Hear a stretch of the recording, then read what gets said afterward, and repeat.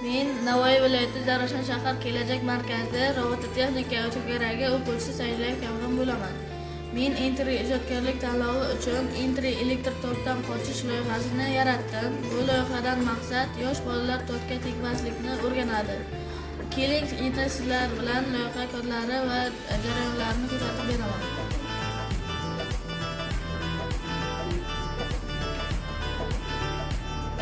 Bu yerda yurayotgan ko'rinishi Intri botni obyektini qo'shish kerak. Bu yerga parchalanib ketayotgan gilos pirogi, batareya, keyin malika xonasini foni kerak bo'ladi. Yurayotgan ko'rinishga bo'sh joy tugmasini bosganda X ga minus ekan qo'shish. Agar malika xonasining X qiymati minus 480 ga teng bo'lsa, X 480 ga joylashtirish. Malika xonasi 1 ga esa xuddi shu kodlar qaytib qo'yiladi. Faqat X ga 0 bo'ladi. Va buni o'yinni ko'rsataman.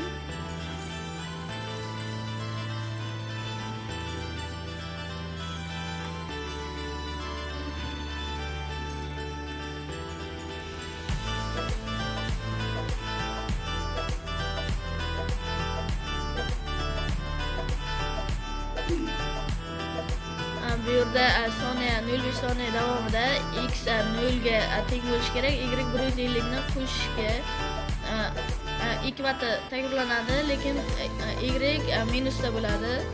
Boshlash tugmasi bosganda davomli takrorlash qo'yamiz.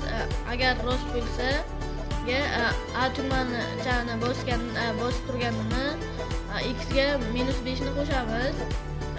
Keyin xuddi shunday blok qo'yamiz, lekin X ga minussiz va D tugmachani bosganda, keyin boshlash tugmasini bosganda davomli takrorlash, keyingi shaklga o'zgartirish, 0 soniya kutish. Parchalanib ketayotgan gilos pirogining kodi, boshlash tugmasini bosganda shakl yashirish, davomli takrorlash, boshlash tugmasini bosganda batareyani bloklari bu.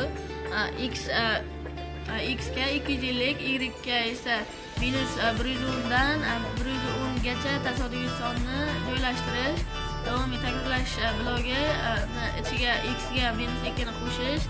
Agar batareya 2 ning X qiymati -250 ga teng bo'lsa, X 250, Y -110 dan 110 gacha tasodifiy songa joylashtirish.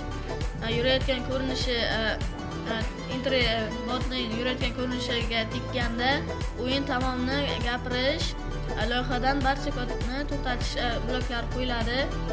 Malikaning xonasiga esa boshlash tugmasini bosganda X 480 ga joylashtirish, davomli takrorlash, X ga -2 ni qo'shish. Agar batareyaga tegsa o'yin tugaydi. Gilosga tegsa ball qo'shib beradi. Gilos pirogiga 10 ball qo'shdi.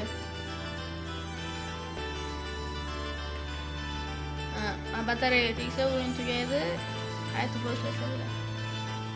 Yeni loyiham shundan iborat.